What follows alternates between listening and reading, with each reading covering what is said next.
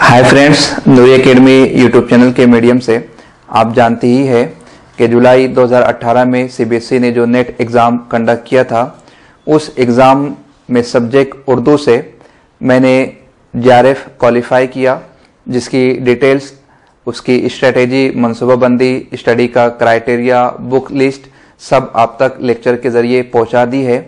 साथ ही साथ जेआरएफ होता क्या है, जेआरएफ में कितनी अमाउंट मिलती है, कब मिलती है, उसका प्रोसेस क्या होता है, पीएचडी के मराहिल क्या होते हैं, नेट सेट पेट में क्या डिफरेंस होता है, इसे यके बाद दिगरे 3-4 लेक्चर के जरिए मैंने आप तक मालूमात पहुंचा दी है।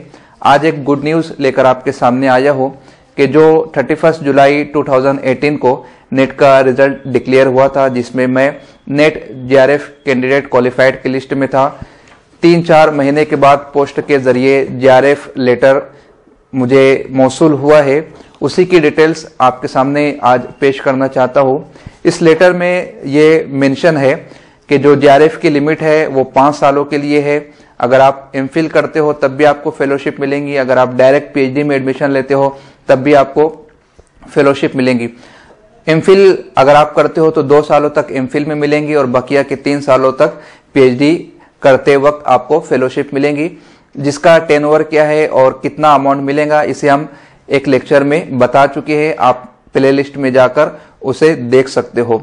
साथ ही एक बड़ी खुशखबरी ये है कि लेटर इशू होने के बाद पहले 2 सालों के अंदर अंदर पीएचडी का रजिस्ट्रेशन करवाना होता था, मगर इस लेटर में क्लियरली मेंशन है कि जिस डेट को, यानी 31 जुलाई 2018 से लेकर 3 सालों के दरमियान पीएचडी के लिए रजिस्ट्रेशन करवाना होगा। अगर इन 3 सालों में रजिस्ट्रेशन नहीं होता है एमफिल या पीएचडी में, तो आपका जेआरएफ उसके बाद वैलिड नहीं रहेगा, आपको फिर दोबारा एग्जाम देना होगा और जेआरएफ क्लियर करना होगा। दूसरी अहम बात इसमें यह मेंशन की गई है कि जेआरएफ उसी को मिलेगा जो रेगुलर और फुल टाइम एमफिल या पीएचडी करता है।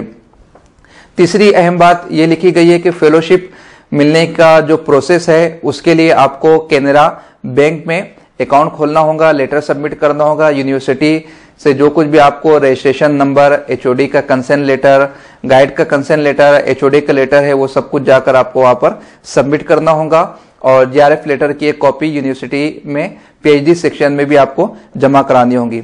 साथ ही चौथी बात इसमें यह लिखी है कि आपको आधार कार्ड बैंक अकाउंट से लिंक करना होगा ताकि आप किसी और सोर्स से कोई और स्कॉलरशिप हासिल ना कर सको। पांचवी बहुत ही अहम बात इसमें यह लिखी हुई है कि अगर कुछ चीजें दौरान पीएचडी, दौरान तालीम पाई जाती है तो आपकी फेलोशिप कैंसिल कर दी जाएंगी और आप पर लीगली एक्शन भी लिया जाएगा।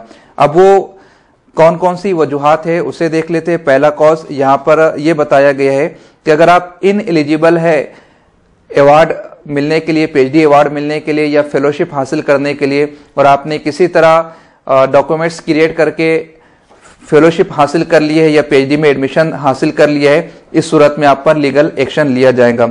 दूसरा यह है कि मिसकंडक्ट ऑफ अवार्ड, यानी आप किसी सूरत में कोई इलीगल वर्क करते हो, इस सूरत में भी आपकी फेलोशिप रद्द कर दी जाएंगी। या फिर जो आपका रिसर्च वर्क है उसमें आपको खातिर ख्वाह प्रोग्रेस यूनिवर्सिटी को देखने में नहीं मिलता है, यानी आपका जो रिसर्च वर्क है वो सही तौर पर नहीं किया जा रहा है, तो इस सूरत में भी आपकी फेलोशिप रद्द कर दी जाएगी। या फिर एमफिल और पीएचडी के लिए जो जरूरी इम्तिहानात होते हैं जो यूनिवर्सिटी कंडक्ट करती है, अगर आप उसमें फेल हो जाते हो तब भी फेलोशिप नामंजूर कर दी जाएगी।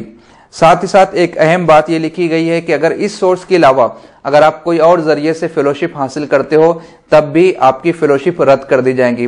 फॉर एग्जांपल अभी मौलाना आज़ाद नेशनल फेलोशिप का फॉर्म निकला हुआ है, बहुत सारे स्टूडेंट उसमें ट्राई करने की कोशिश कर रहे हैं।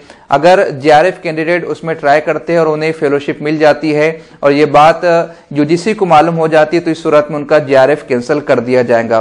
तो ये सारी तफसीलात थी जो जेआरएफ लेटर में मेंशन है, उसी को मैं आपके सामने पेश कर रहा हूं। 18 दिसंबर से लेकर 22 दिसंबर के दरमियान एनटीए नेट एग्जाम कंडक्ट कर रही है। मैं उम्मीद करता हूं आपने खातिर ख्वाह स्टडी कर ली होंगी और मैं दुआ गो हूं कि आप भी जेआरएफ क्लियर करके रिसर्च के लिए अपने कदमों को आगे बढ़ाए। अगर अब तक चैनल आपने सब्सक्राइब नहीं किया है तो चैनल सब्सक्राइब कर ले, बेल आइकन को क्लिक कर ले और लेक्चर की लिंक को अपने दोस्त अहबाब में शेयर करें ताकि ये मालूमात उन तक भी पहुंच जाए। खुदा हाफिज।